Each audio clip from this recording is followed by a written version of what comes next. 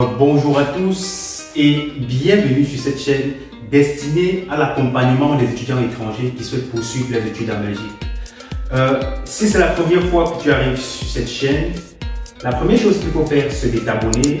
Ensuite, de cliquer sur la cloche de notification pour ne manquer aucune vidéo. Et enfin, de partager la vidéo avec ceux qui seront susceptibles d'être intéressés par les études en Belgique. Avant de commencer, juste après le générique.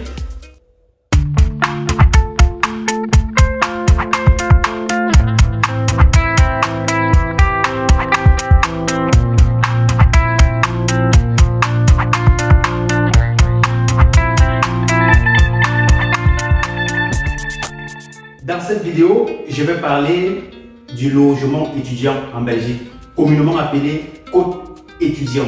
Donc il faudrait déjà s'habituer avec cette expression là parce qu'en Belgique on ne parle pas de chambre étudiant et tout, mais on parle plutôt de quote étudiant. Donc dans cette vidéo, je vais vous dire comment obtenir ou alors comment trouver un quote étudiant en Belgique et quel budget est-ce qu'il faut prévoir. Pour ceux qui n'ont pas de famille pour les accueillir en Belgique, donc rassurez-vous, dans cette vidéo, je vais vous donner des astuces pour le faire. La première chose qu'il faut savoir, c'est que en Belgique, les chambres étudiants sont appelées quotes, je l'ai déjà dit. Et lorsque tu décides de venir poursuivre tes études en Belgique, il faudrait déjà voir avec la famille, s'il n'y a pas un membre de la famille en Belgique, s'il n'y aura pas quelqu'un, un ami, une connaissance chez qui habiter, pour bien évidemment éviter des coûts, parce que le logement, c'est ce qui coûte cher dans un projet de voyage lorsqu'on veut venir en Belgique. Une fois que cet aspect a été vérifié, ce qu'il faut faire maintenant, c'est de regarder le budget. Généralement, les chambres varient entre 250, ce qui est très rare, mais beaucoup plus entre 300 et 450 euros une chambre étudiante par mois. Donc, ceci dit, si on l'étend sur 10 mois, on est déjà à 3 000 euros uniquement pour le logement. Ça, c'est ce qu'on ne dit pas assez, généralement à ceux qui veulent venir poursuivre des études en Belgique. Donc, lorsque tu veux venir poursuivre tes études en Belgique, il faudrait déjà te rassurer que soit tu dois vivre en famille ou alors tu dois louer ton quote étudiant. Dès lors que tu vas louer ton quote étudiant et que tu dois entamer les démarches, une fois que tu as introduit ta demande de visa, il faudrait déjà te renseigner pour les quotes. En fonction de la ville où est localisée ton école, ou alors tu dois suivre tes cours, je conseille toujours de trouver une chambre dans les environs. Cela évite des coûts supplémentaires liés au transport. Parce qu'en Belgique, si tu prends une chambre qui est très loin de ton établissement, rassure-toi, tu risques d'investir encore plus dans le transport. Autant mieux investir dans le logement. Cela doit te faire des réductions. Cela doit te faire des réductions non seulement en termes de coût, mais également en termes de temps. Parce qu'une fois que tu as terminé tes études et que tu dois encore faire 1 heure de route pour rentrer chez toi, généralement c'est fatigant. Et avec des horaires qui sont parfois compliqués, le changement d'horaire, la météo parfois qui n'est pas bonne, c'est souvent compliqué. Donc, il faut déjà se renseigner dans la ville où est-ce que tu dois poursuivre tes études, s'il n'y a pas moyen de trouver des quotes étudiants dans les environs. Déjà voir avec son environnement, ses connaissances, si ils ont quelqu'un qui vit dans cette ville-là, il faut se renseigner. Et aussi, il faut aller sur Internet, c'est très important.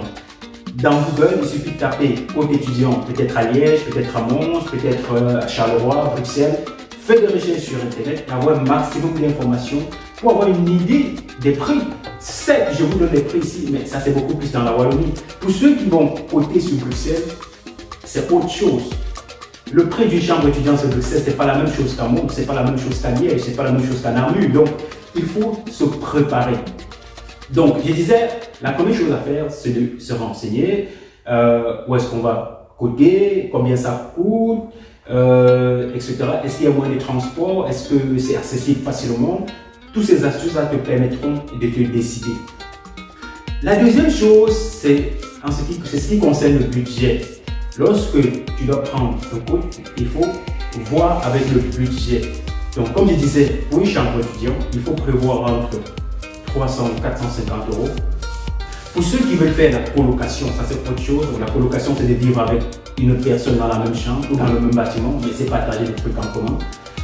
Ça c'est autre chose. Le prix peut être parfois bas, comme ça peut être élevé. Ça dépend du standing de l'étudiant. Si tu veux une chambre que tu peux partager avec une autre personne, parce que ça se fait. Il y en a qui prennent une chambre et ils décident de partager la chambre avec un autre étudiant.